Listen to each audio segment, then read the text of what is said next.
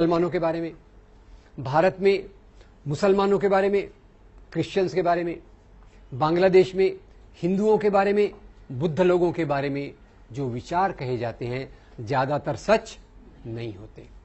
तो वही हमको आज देखना है पहले कि इसकी सच्चाई क्या है और झूठ क्या है। तो इसलिए आप जल्दी से मुझे बताइए कि भारत में मुसलमानों के बारे में और क्रिश्चियंस के बारे में क्या क्या आम धारणा है, सामान्य सामाजिक सोच क्या है। मांस खाते हैं, तो मांस खाने से क्या हो गया? गाय का मांस खाते हैं। तो गाय को हिंदू लोग क्या मानते? माता। गाय को माता मानते तो पिता कौन होगा? मैंने कुछ नहीं कहा, आप ठीक है चलिए। तो गाय को माता मानते हैं, तो मुसलमान गाय को खाता है, तो इसलिए हिंदू को तकलीफ होती है, इसलिए वो मुसलमान को मारता है। नंबर एक, धर्म परिवर्तन कराते हैं, मतलब वो कौन? हाँ, धर्म परिवर्तन का भी एक जरा सुन लीजिए। दो प्रकार के कहते हैं। एक तो भाई वो ईसाई मिशनरी, वो घूमते रहते हैं बाइबल लेके, कोई भी दिखा तो उसको क्रिश्चियन बना देते हैं, एक। और दूसरा एक धर्म परिवर्तन इतिहास में कहा जाता है। इतिहास में कहा जाता है कि भाई मुसलमान राजाओं ने धर्म परिवर्तन करवाया, ऐसा बोलते हैं ना। इस्लाम में धर्म परिवर्तन किसने कराया? लोगों की मान्यता क्या है? मुसलमान राजाओं ने। औरंगजेब की सभी मुसलमान राजा वैसे ही थे, ऐसा बोलते लोग। लोग क्या बोलते? मुसलमान राजा आए, विदेशों से आए, काय पे बैठ के आए थे? घोड़े पे, क्योंकि एरोप्लेन का तो उस समय नहीं था। घोड़े पे बैठ के आए और बोलते मुसलमान राजा वेरी बैड, घोड़े पे बैठ के आए। उनके एक हाथ में तलवार थी, एक हाथ में कुरान थी। अब आपने सुन लिया, कई बार लोग सुनते नहीं। मैं एक कॉलेज में फिर से गया था, मैं बोल रहा था देखो लोग बोलते मुसलमान राजा आए, उनके एक हाथ में तलवार थी, एक हाथ में कुरान था। जैसे ही मैंने बोला कुछ स्टूडेंट्स खड़े हो गए, बोले सर ये पॉसिबल कैसे है? अगर मुसलमान राजा के एक हाथ में तलवार है, एक हाथ में कुरान है, तो घोड़ा कौन चलाएगा? मैंने कहा ये तो मुझे पता नहीं। एनीवे, तो खैर यानी मुसलमान राजाओं ने इस्लाम फैलाया, क्रिश्चियन मिशनरी ईसाई धर्म फैलाते। मुसलमान नौजवानों को मोटरसाइकिल लेके देते, मोबाइल लेके देते, ऐसा लोग बोलते। उसमें मैं एक और ऐड कर देता हूं, शायद डिओड्रेंट भी लेके देते, राइट। और वो फिर जाते, हिंदू लड़कियां उनकी तरफ आकर्षित हो जाती हैं और वो इसलिए मुसलमान बन जाती। तो लव जिहाद एक, ठीक है, इसको लव जिहाद को भी अपन देखेंगे। और एक और जिहाद है, हाँ जी, वायलेंट होते हैं, ठीक है। मैं पहले जिहाद को कंप्लीट कर देता हूं। जिहाद से एक और चीज भी जुड़ी हुई है जो आतंकवाद को जिहाद से जोड़ते हैं। एक्चुअली इसको जिहादी आतंकवाद कहते हैं। और शायद आपने सुना होगा, एक लोकप्रिय मान्यता है कि सभी मुसलमान आतंकवादी नहीं होते, पर सभी आतंकवादी मुसलमान होते हैं। फिर सानिया ने कहा कि वो लोग ये क्या कहा, वायलेंट होते हैं। वायलेंट मतलब आक्रामक होते हैं। आक्रामक क्यों होते हैं? किस चीज के कारण आक्रामक होते हैं? किस कारण से? खान पान की वजह से, मटन खाने की वजह से। अब ये बड़ा डेंजरस मामला है, ये मैं कैसे बोलूं पता नहीं, क्योंकि कल मैंने भी मटन खाया था, तो आपको केयरफुल रहना पड़ेगा। पॉपुलेशन बढ़ाते हैं, ये खतरनाक टॉपिक आपने लाया। अच्छा, कैसे बढ़ाते पॉपुलेशन? ये मीट का फॉर्मूला केवल मुसलमानों पे लगाते हैं, ईसाइयों पे नहीं लगाते। तो ईसाइयों के शायद पेट में कुछ न्यूट्रलाइजिंग सिस्टम है, ये बायोलॉजी में स्टडी करना पड़ेगा। जी पीछे किसी ने, जी गंदे रहते हैं, राइट, गंदे रहते हैं, ठीक है। पर एक और पॉइंट रह गया था, बच्चे ज्यादा पैदा करते, पर बच्चों के पहले, हेलो, बच्चों के पहले बीवियां, कितनी शादियां? 4। चलिए अब हॉल्ट। एक ऐसी मीटिंग में मैं गया, मैं थोड़े आपको किस्से बता रहा हूं, सच्ची किस्से हैं अनफॉर्चुनेटली। तो गया, मैं लोगों से पूछ रहा था, लोग जवाब दे नहीं रहे थे, तो मैंने लोगों को छेड़खानी किया। मैंने कहा बताइए ये मुसलमानों के परिवार कैसे होते? जैसे ही मैंने सवाल किया तो एक दोस्त बैठे थे, उनके यहाँ तिलक लगा हुआ था, पहचान लिया आपने? तिलक, आइडेंटिटी, तिलक लगा हुआ था। वो बहुत दुखी, हताश, निराश दिखाई दे रहे थे। उनके देख के मुझे भी डिप्रेशन आ गया। खड़े हुए और दुख से बोले, देखो भाई, हम ये हिंदुओं के मेजॉरिटी के देश में, हम हिंदुओं का कितना बुरा हाल है, हम लोग कितने असहाय हैं। मैंने कहा क्या हो गया यार, ऐसा क्या असहाय है? बोले देखो ना, हम बेचारे हिंदू, केवल एक ही बीवी। केवल 2 ही बच्चे। वो मुसलमानों का देखो क्या मजा ही मजा है, 4-4 बीवियां, 20-20 बच्चे। मैंने हाथ जोड़ दिए। तो पहले हम शुरुआत करते हैं मंदिर तोड़ने से। तो आपको पता होगा अभी अभी दिल्ली में एक रोड का नाम बदला गया था। कौन सा रोड था? अकबर का तो अभी बदलने वाले हैं, आपने पहले से बदल, औरंगजेब रोड, ठीक है।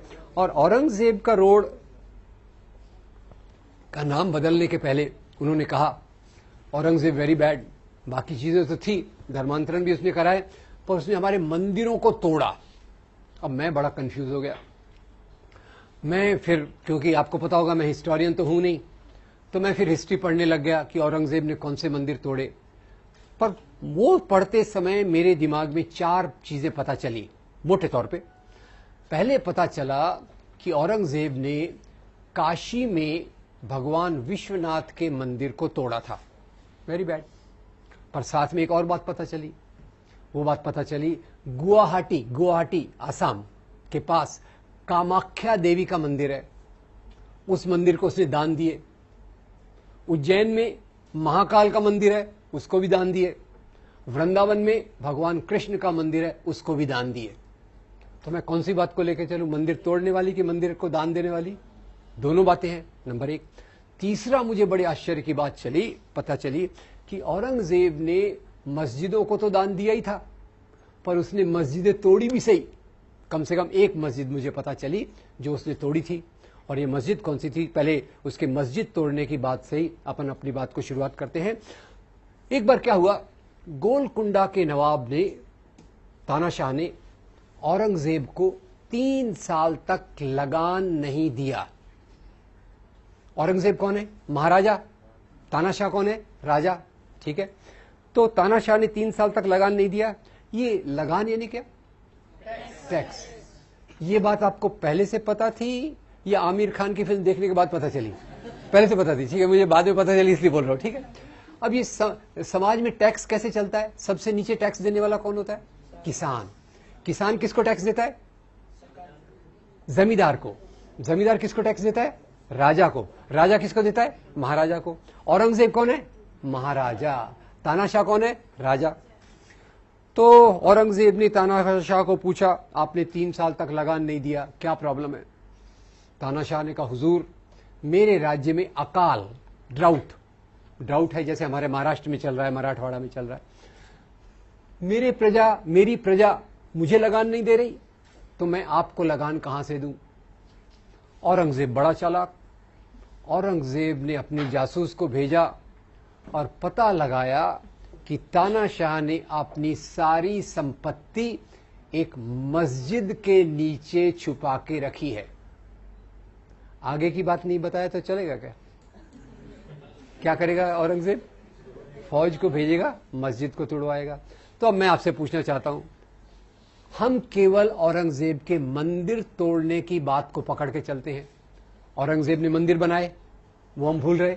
औरंगजेब ने मस्जिद तोड़ी, वो हम भूल रहे। औरंगजेब ने मस्जिदों को दान दिया, वो हम भूल रहे।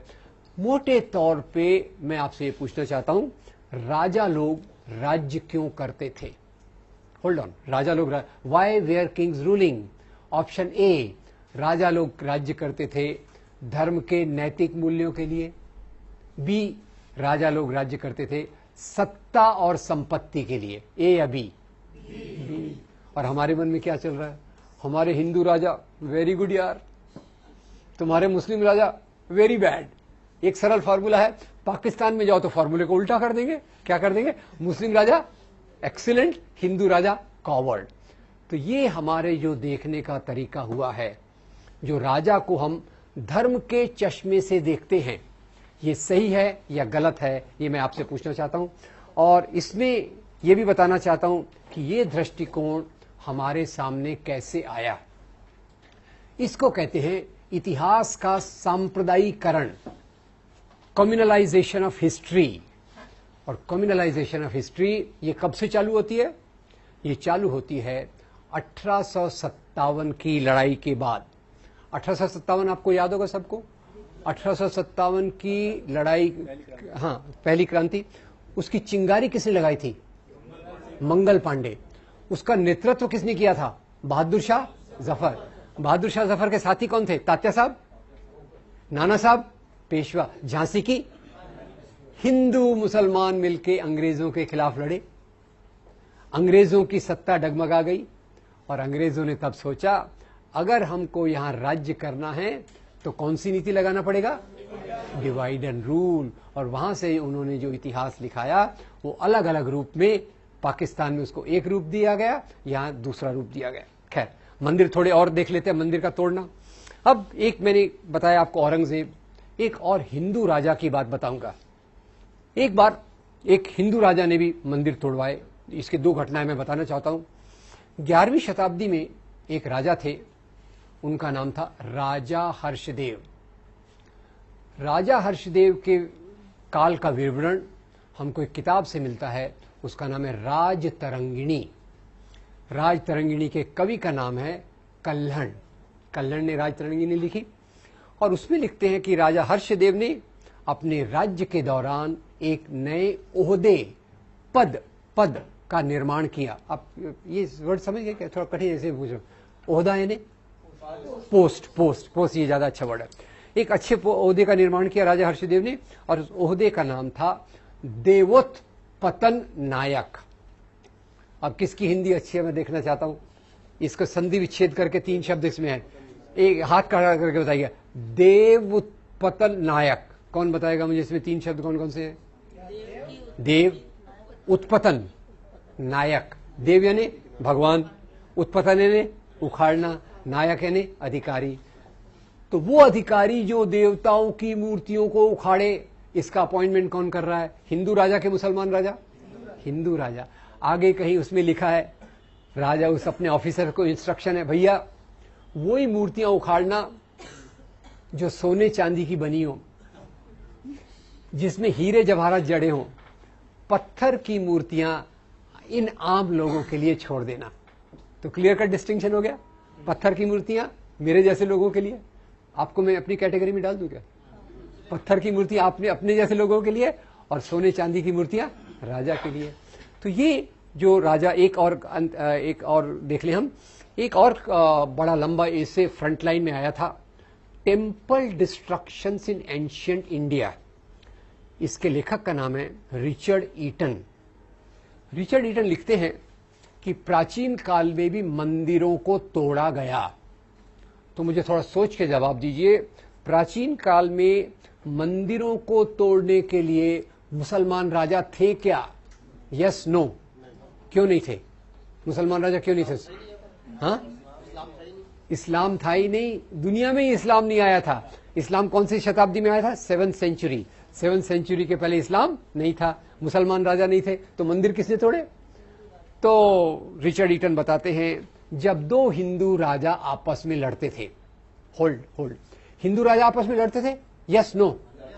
मुसलमान राजा आपस में लड़ते थे? ऐसा तो नहीं था। 1000 साल के पहले के समाज में मैं एक हिंदू राजा हूं, कल्पना करने में क्या जाता है, मैं एक हिंदू राजा हूं, वो एक हिंदू राजा खड़ा है वहां, वो मेरे पे आक्रमण करने आ रहा है। मैं उसको बोलूंगा, यार तू भी हिंदू, मैं भी हिंदू, भाई नो लड़ाई। वो मेरी बात सुनेगा क्या? सत्ता संपत्ति के बीच में धर्म कभी नहीं आता। हिंदू राजा से लड़ता था, मुसलमान राजा से लड़ता था। खैर, तो जब 2 हिंदू राजा आपस में लड़ते थे तो जीतने वाला हिंदू राजा हारने वाले हिंदू राजा के कुल देवता के मंदिर को तोड़कर खुद का कुल देवता मंदिर वहां बनाता था। है क्लियर? अपने कुल देवताओं की कोई शॉर्टेज है क्या? काफी है, हर एक अपना अपना है। और ये क्यों करता था? वो जीतने वाला राजा हारने वाले राजा का अपमान करता था। Right, wrong? औरंगजेब गोविंद सिंह के बेटों को बोलता है कि तुम मुसलमान बन जाओ, तो क्या औरंगजेब यहां धर्म का प्रसार कर रहा है कि हारे हुए राजा का अपमान कर रहा है? हारे हुए राजा का, और हमारा खून खौलता है। औरंगजेब ने तलवार की नोक पे इस्लाम फैलाया। खैर, इस्लाम पे मैं थोड़ी देर में आने वाला हूं। पर जीतने वाला राजा हारने वाले राजा का अपमान करने के लिए उसके कुल देवता के मंदिर को तोड़ता था, नंबर 1। नंबर 2, उसी के साथ वो प्रजा को संदेश देना चाहता था कि अब यहां का राजा मैं हूं। राइट? तो ये प्राचीन काल। और मंदिर तोड़ने की अंतिम और चौथी घटना, एक बार मराठा सेनाएं टीपू सुल्तान पर आक्रमण करने श्रीरंगपट्टनम गई। मराठा सेनाएं कौन से धर्म की? हिंदू। टीपू सुल्तान मुसलमान। अब ये सेनाएं गई, दोनों में लड़ाई हुई और ये लड़ाई बिना हार जीत के फैसले के समाप्त हो गई। ये बिना हार जीत के फैसले के समाप्त होने को क्रिकेट में क्या कहते हैं? टाई होना या ड्रॉ होना। लड़ाई ड्रॉ हो गई। मराठा सेनाएं वापस आ रही, बड़ी गुस्से में है कि हम आए तो थे टीपू सुल्तान को हराने, टीपू सुल्तान को हम हरा नहीं पाए। तो आते आते उन्होंने टीपू सुल्तान के राज्य का श्रीरंगपट्टनम का मंदिर तोड़ दिया। टीपू सुल्तान ने उसकी मरम्मत कराई। मैं बड़ा परेशान हूं। मराठा सेनाओं ने हिंदू मंदिर क्यों तोड़ा? हिंदू धर्म का अपमान करने के लिए या टीपू सुल्तान का अपमान करने के लिए? टीपू सुल्तान का। और टीपू सुल्तान ने मंदिर की रिपेयर क्यों कराई? हिंदू धर्म का उठाने के लिए या प्रजा की भावनाओं का आदर करने के लिए? एक तरफ हिंदू राजा, एक तरफ मुसलमान राजा, दोनों आपस में लड़ते रहते थे, ऐसा हमको एक चित्रण किया जाता है। और इसीलिए अभी आजकल आपके शहर में, जिन लोगों का भी दिल्ली शहर है, अपनी राजधानी में एक और रोड का नाम बदलने की कोशिश हो रही है। कौन सा है वो? अकबर। बोले अकबर मुस्लिम और हमारे महाराणा प्रताप हिंदू, बहुत बहादुर, तो उस बहादुर अपने राजा का नाम वहां देना चाहिए। अकबर अपना नहीं है, वो तो विदेशी है। अब ये देशी विदेशी की परिभाषा क्या होती है क्या नहीं अपन देखेंगे। तो यहां अपन चलते हैं, एक तरफ अकबर है, एक तरफ राणा प्रताप। और अकबर और राणा प्रताप की लड़ाई हुई थी हल्दी घाटी के मैदान में। एक तरफ किसकी फौज है? अकबर की, एक तरफ राणा प्रताप की। आप देखेंगे, आप हैरान हो जाएंगे, अकबर की फौज में अकबर खुद नहीं है। अकबर के बदले कौन है? राजा मान सिंह। हेलो, अकबर के बदले कौन है? राजा मान सिंह। और राजा मान सिंह के असिस्टेंट जनरल जो हैं, वो बड़े प्यारे व्यक्ति हैं कि उनके नाम पे बहुत अच्छी 2 हिंदी फिल्में बनी हुई हैं, शहजादा सलीम, मुगले आजम और अनारकली। राजा मान सिंह कौन थे अकबर के? प्रधान सेनापति। सेनापति नहीं, हेलो, सेनापति नहीं, प्रधान सेनापति। और शहजादा सलीम उनके असिस्टेंट। ये अकबर की फौज हो गई। और राणा प्रताप की फौज में उनके जो सबसे बड़े विश्वस्त थे, उनका नाम था हकीम खान सूर। दोनों तरफ हिंदू, दोनों तरफ हिंदू, दोनों तरफ मुसलमान। तो ये हिंदू मुसलमान की लड़ाई है या 2 राजाओं की लड़ाई है? ये लड़ाई धर्म के लिए है कि सत्ता के लिए? तो जरा अपने प्रधानमंत्री जी को बता दीजिएगा, वो ऐसी उल्टी सीधी क्या फिलॉसफी चल रही, इतनी सरल चीजें हैं और ये लोग समझने से इनकार कर रहे हैं।